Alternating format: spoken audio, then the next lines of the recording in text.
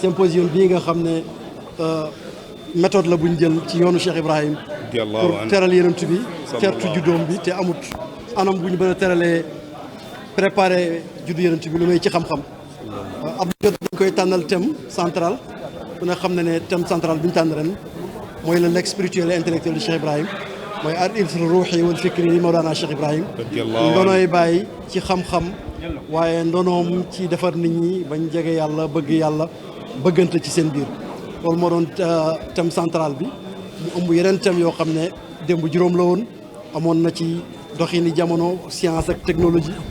man gis-gis la ci dina am te bàyyi taalif ci téere ni mu taalifee téere ci fànn yëpp waaye amoon na ci waxtaanee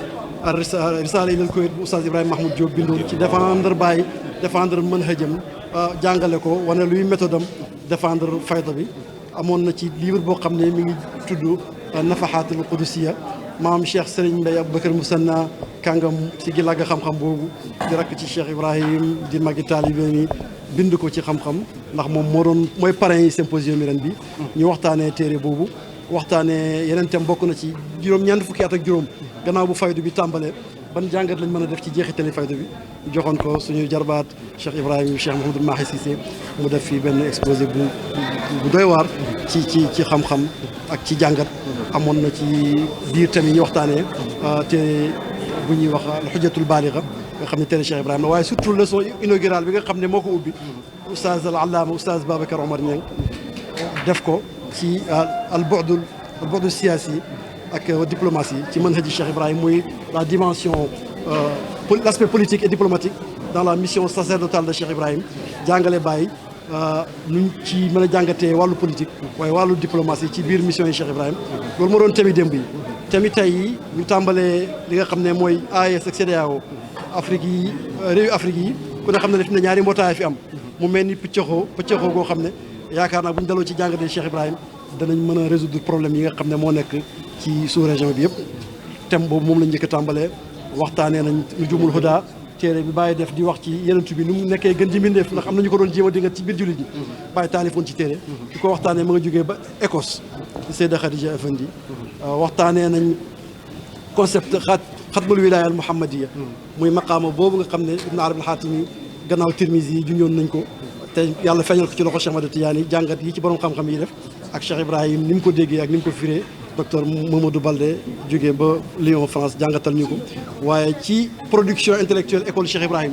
Baye baaxut matut rek yem ca waaye dafa defar ñeneen ñuy defar ñeneen bokk na ci Thierno Hassan Deme téeréem bi ñuy wax Nurul Kamal nga xam ne bu yéeme la kii dendo feggoog ñun di Cheikh Ibrahim Abdallah Dibois di muqaddam di kàngam jàngat ko ci jàngat bu rafet rafet nga xam ne ñun ñëpp dégg nañ ko imam docteur Ndaga Sarr waxtaanal ñu ci la littérature défensive ci fayda bi démb ak tey nu kàngam yi borom xam-xam yi faydu bi di défendre ñi dingat faydu bi ndax Cheikh Tidiane Muxtaarul Kunti ba muy junju feeñam daf ne woon mooy enu maqaama bi waaye danañ ko nattoo ñi koy dingat di ko dingat Cheikh Ibrahim ku doon da ngay doon ci lépp moom it nag bëri nañu doon jéem a dingat faydu bi waaye yàlla jox ko ay jàmbaar yi fàkk tëdd yoo xam ne défendre nañ ko ci xam-xam imam Ndaga tudd ci sëñ Ousmane Ndiaye ci Sawaarimul Haq tudd ci Seydi Ali ci Mixzam waaye tudd ci Oustaz al Allama al Marja Oustaz Ibrahima Mahmoud Diop ci Risala ilal Koweït docteur Moustapha Sarr nga xam ne ay at a ngi nii mi ngi ci traduire fir alquran Baye bi ci olof bi jëlee ko yóbbu ko ci français defal nañu jàngat ci lim traduire gum romb juróom benn volume yëpp mu firi ko mu tasaaroo fu nekk ci àddina bi ndax loolu tamit ci ndonoy Cheikh Ibrahim radiallahu anhu la ñaari fan yooyu rek jaloon na paas ba màkk pour déglu leçon yooyu waaye ci barke Cheikh Ibrahim oustaz di wax wala li Omar Gada doon wax nan Baye bu lay may daf la koy jóor mel ni am njaay te daf la koy may mu ne lim amee bu doon jaay kenn du am njëgam waaye boo seloo li vital ci kaw suuf yëpp dafa gratuit muy air bi ñu ndokki muy ndox mi ñu naan daanaka yàlla daf ñu ko may ndax lépp lu am njëriñ dafay yomb neex a jot moo tax Cheikh Ibrahim comme solution la te neex a jot nañ góorgóorlu di ko jàngat ba àddina yëpp mën koo jëriñoo. gannaaw jàngat ci édition bi ñu nekk perspective bi ak édition yi jëm ci message bi lan lay doon. message bi mooy nañ góorgóorlu ñu jàng Cheikh Ibrahim radiyallahu anhu Baye borom xam-xam yi lay wax ak yàlla sax nee na borom xam-xam yi lay wax ak borom xel yu sell yi lay wax ak Cheikh Ibrahim nee na dafa jox ndigal dafa am ndigal ci wër àdduna ngir dajeeg borom xel yu sell yi borom xel yu sell mooy ki neex a jëriñ comme borom xel yi lay wax ak nag nañ fexe lim njàng ñu jéem a fer iji mën koo jéem a jàng fi mu ne lay jeex na xalifa bi joxe na ndigal bañ sos commission boo xam ne lépp lu bàyyi wax danañ ko def ci langue yi àddina bi di wax yëpp commencé na ba démb bi bërki démb bi président di ñëw liñ fi moolagum ci téere ci cadre projet bi muy projet histoire générale moom la dajale muy collection ci ñetti at sans budget ni moyen ñu produire ci 14 ouvrages yoo xam ne moom la dajale may ko le président de la République du Sénégal loolu mooy asaaru Cheikh Ibrahim mooy ay jeexitalam kon dëgg-dëgg taalib yi yëpp nañ fexe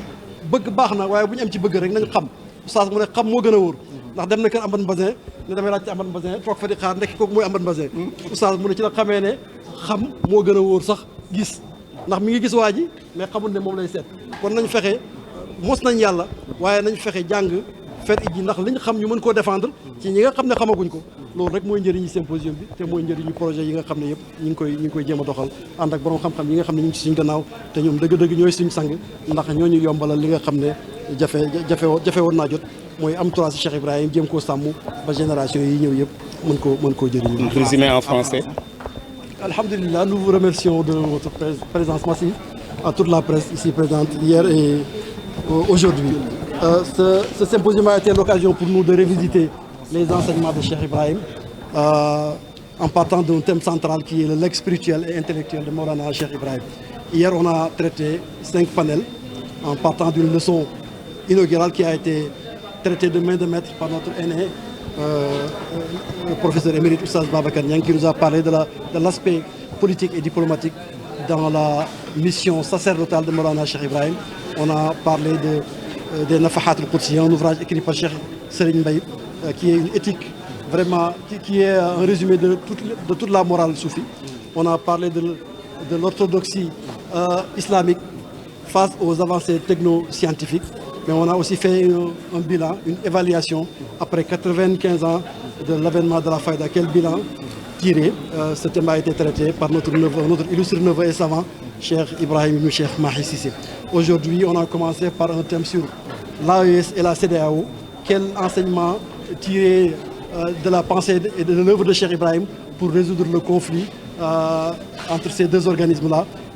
et pour aller au-delà des clivages politiques et pour mettre en œuvre le projet d'intégration africaine qui était cher à Cheikh Ibrahim et qu'il a déjà réalisé. Il disait lors de son périple au Ghana en 1952,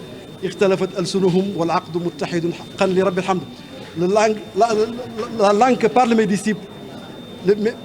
parlent plusieurs dialectes, les dialectes différents, mais leur credo est unique, c'est la foi à Allah et au prophète Mohammed sallallahu alayhi wa sallam. Et donc il y a un rapport vertical qui lie le créateur à la créature, mais il y a aussi un rapport horizontal qui nous lie, nous autres créatures. Et ce rapport-là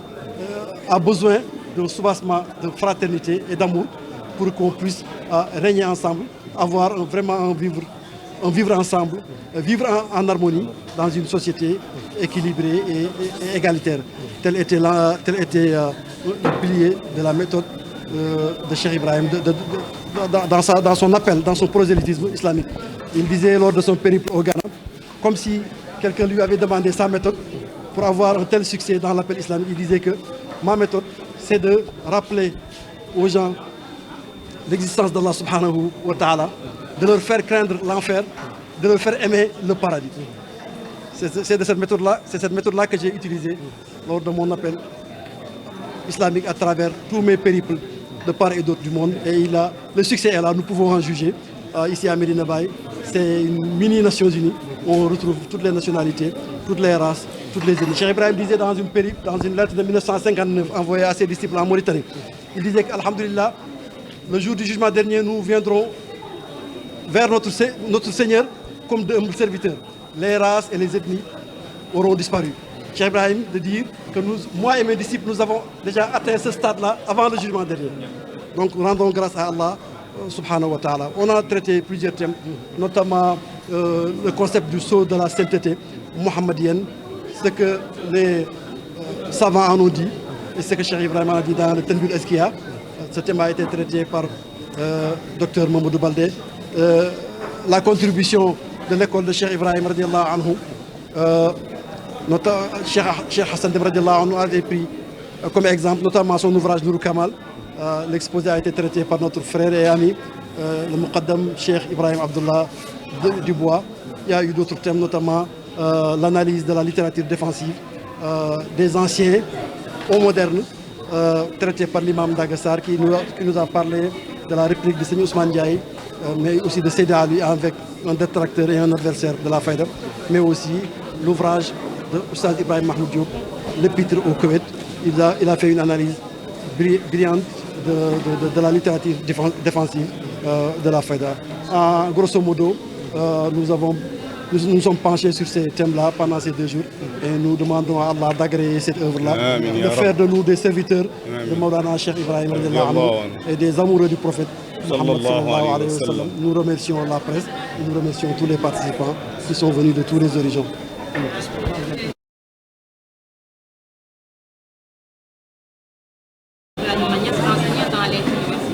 Avez-vous cette projection et qu'est-ce que vous avez l'intention de faire pour ça? Parce que quelqu'un comme,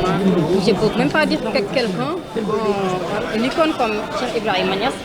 donc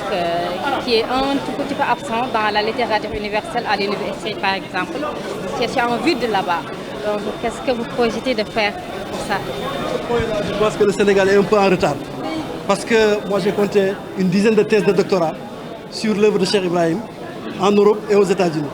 Mais ici au Sénégal, c'est presque le désert. La plus grande thèse, la première monographie sur Cheikh Ibrahim, la plus